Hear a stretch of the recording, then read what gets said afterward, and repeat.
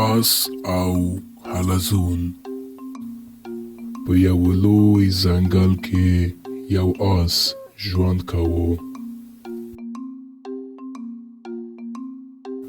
هغه ډېر په خپل ځان افتخار کاوه او ویلې چې زه ډېر قوي یم. هغه یو حلزونی ولید او هغه ته یې وویلې: سلام حلزونه، غواړې ما سره یو مسابقه وکړې؟ حلزون د آس د خبرې سره په قار شو او وویل: صحیح ده، زه تا سره د مسابقه کوم. سبا ته به زه او ته مسابقه وکړو.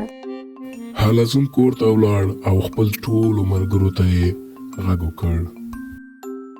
حلزون خپلو ملګرو ته د مسابقې په باره خبرې وکولې او ویل چې موږ باید آس ته شکست ورکړو او یو پلان یې جوړ کړ.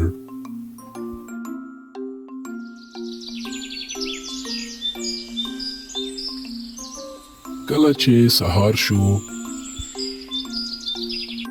دوی خپل د پلان په طریقه مخکې ولاړل.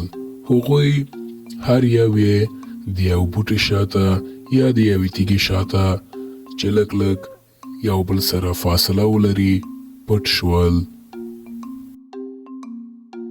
له شروع خط نه تر د پای خطه پورې دوی خپل د کار ته ادامه ورکړه. مسابقه پیل شوله. آس منډو ته شروع وکړ او منډې یې وهلې، خو ولیدل چې حلزون ترې مخکې دی. هغه ډېر حیران شو او بیا یې هم لکه اندازه خپلې منډې تیزې کړلې، خو بیا یې ولید چې بیا هم حلزون ترې مخکې دی.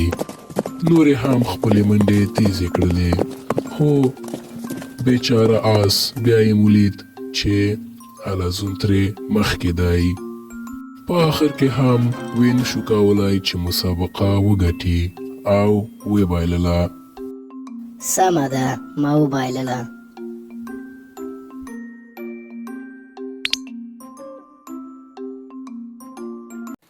د نورو ویډیوګانو لپاره زموږ چینل لایک، سبسکرایب او زنګوله ووهئ.